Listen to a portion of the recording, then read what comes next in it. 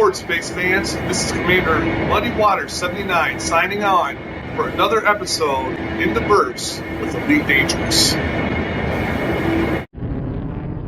So you're new to Elite Dangerous. Just picked it up on the Xbox One. Well, I have to say, number one thing you can do is learn the tutorials.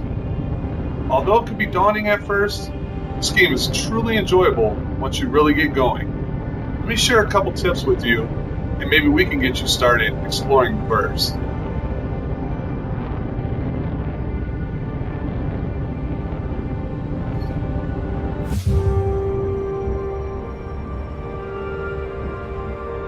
Number one thing you can do in Elite Dangerous to really make some money in the beginning is bounty hunting. Although there are many tasks that you can do, bounty hunting can be the most profitable. But you have to know how to get started. First thing that I can say here is to make sure you're picking up the Kill Warrant Scanner. The Kill Warrant Scanner will allow you to scan enemies to see if they're wanted for bounties. These bounties can be great rewards after you do dogfighting battles. As you can see here, I traveled to my closest navigation beacon. Now I'm looking for different ships who might have potential bounties. You'll know if the ship is wanted in the description to the bottom left of your screen once you have it targeted.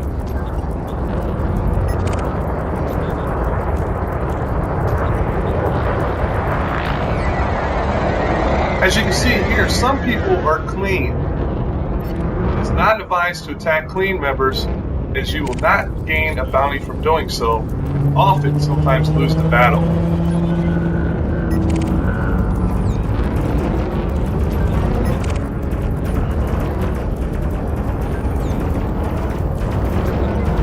Once you've located an enemy who has a red status, you see that they're wanted. The first thing you want to do is equip your Kill Warrant Scanner and scan the enemy vessel. You have to make sure that you hold down the Kill Warrant Scanner long enough to complete the scan.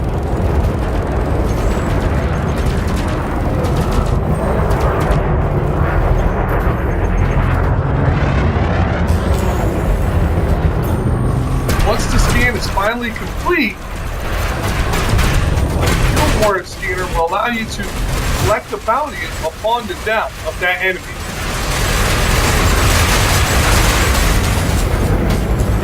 Here you can see that I finally got the Kill Warrant scan on this empty ship.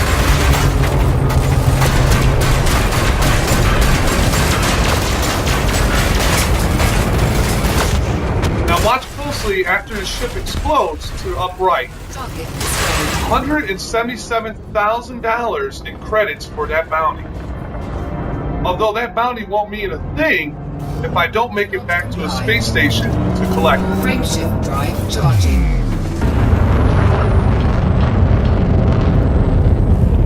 Now that's a pretty good start for literally 4, 3 minutes 3, of playtime. 2, 1, engage. Now if you do collect a big bounty like that, I highly recommend getting back to the nearest space station as soon as possible. Now if you are in open play, there could be a lot of live characters who might come in and try to interdict you. If you are interdicted and lose the battle, meaning that your ship gets destroyed, while you've already had that bounty, you will not be able to collect the money. Again, the only way you can collect the money from a bounty is by making it back to your nearest space station and submitting it to your local authorities. That's when you will get the reward amount paid directly to you.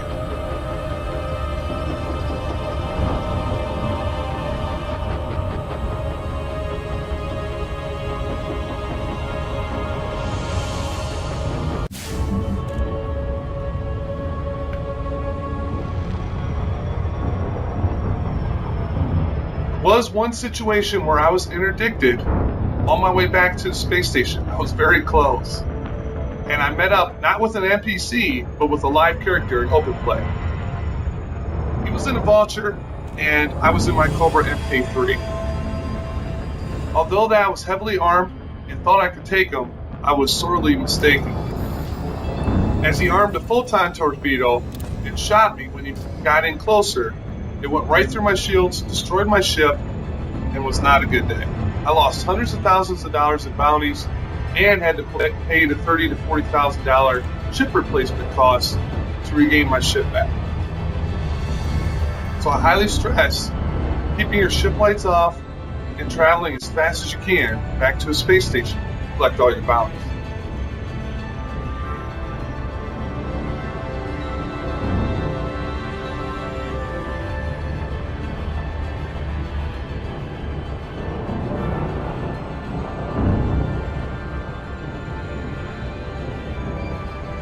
There are many ways to make money in Elite Dangerous. When I first started playing, I actually tried to mine. There's also ways that you can just deliver cargo. You can smuggle illegal goods. The best way, though, that I see to make money right from the beginning is bounty hunting. Although there's a lot of different ways and a lot of different jobs you can do, most of them aren't as lucrative as bounty hunting right from the beginning.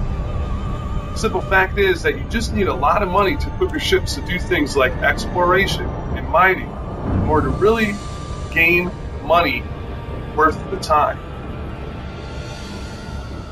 Early on in the game, I was able to buy the adder. I equipped the mining laser.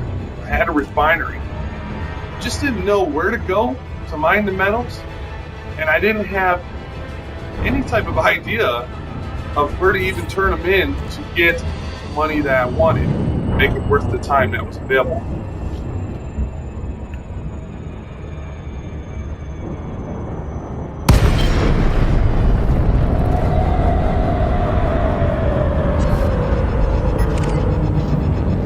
Alright, so you can see here, another thing is, when you're doing bounty hunting, you don't have to worry about trying to be scanned by the space station. If you are carrying illegal goods and they scan you, police will attack you on or around the space station, which can mean all that effort that you put in to complete the mission Docking request granted. is basically worthless.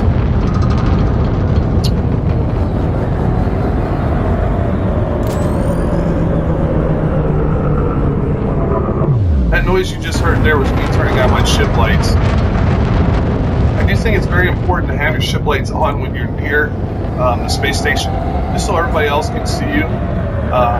Colliding into a big ship, Scan detected. even a Python, or any other large ship like Orca that may be coming out of the space station and exploding is not fun.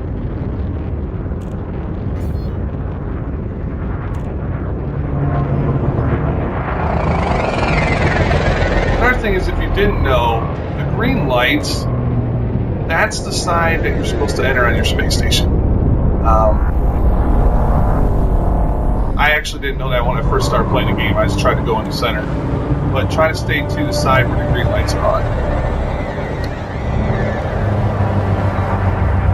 If you're playing on the Xbox One like me, remember when you're retracting or deploying your landing gear to hold the B button long enough. There was one time where I hit the B button and my boost initiated and almost destroyed my ship inside the space station.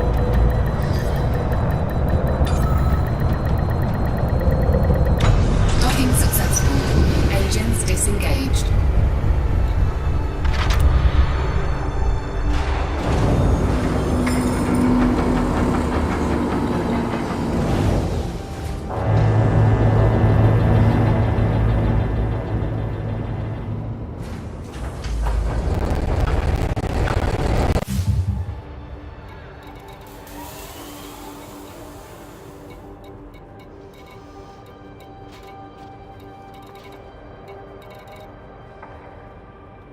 One of the main things about Elite Dangerous is properly upgrading your ship. Now, the first thing that you need to upgrade for any ship when beginning is the power distributor. The power distributor allows you to have more shields, better lasers, and more power to your boost. Right from the get-go, that's going to set you apart when you're in a battle.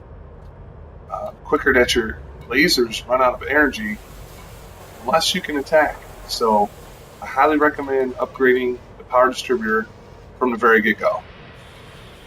After that, looking at different types of weapons, having gimbal mounts or full turrets are always a plus.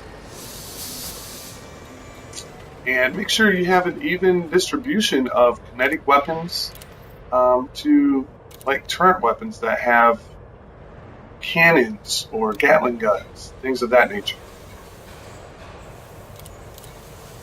See here, I'm trying to upgrade my power plant so that my ship has more power available. That's one thing you need to look at is if you're upgrading your weapons, how much power draw are they getting from your ship?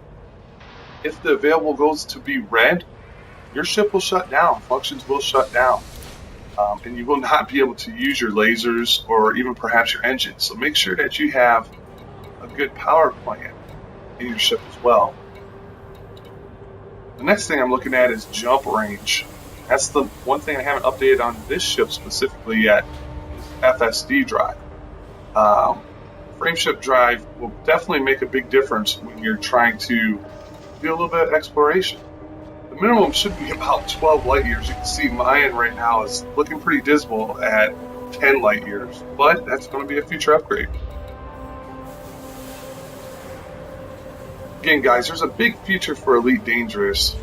With the Horizons expansion coming and the new Engineers expansion coming to Xbox One by the end of June, you will be able to do planetary landings. Again, there's 400 billion star systems. It's basically a one-to-one mock-up of our own Milky Way galaxy. There's just so much you can do here. There's actually, you'll never be able to go to all the places in this game. So if you're getting started now, go to the YouTube channel, the Elite Dangerous YouTube channel. They have a lot of great informational videos of how to get started. Make sure you do all the tutorials that are in the game. Learning how to fly in battle is a must. And for a lot of people that don't know, there is a $100,000 competition going on right now for CQC, which is the multiplayer section of the game. The multiplayer section allows basically team deathmatch battles, so you can do close quarters combat. You know, that's kind of a big deal. If you are a really good pilot and you're really good at the game, you might want to sign up for that. And another thing that I can say is, again, when you're first starting out, do the solo play. Don't do the open play. Do the solo play. Just kind of keep away from all the other players out there in the beginning until you really get your feet wet.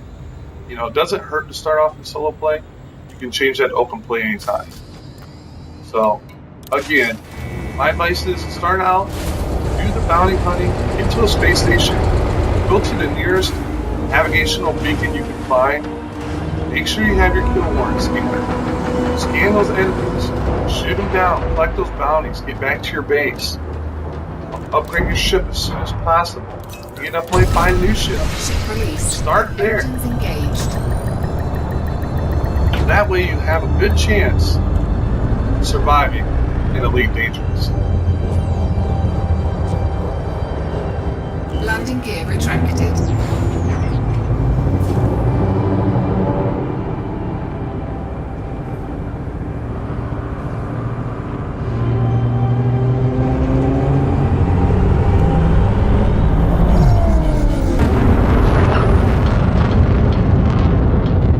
Guys, I hope everyone is enjoying the game. I know I am. We'll see you around the verse. This is Commander Muddy Water 79 signing out. Until next time.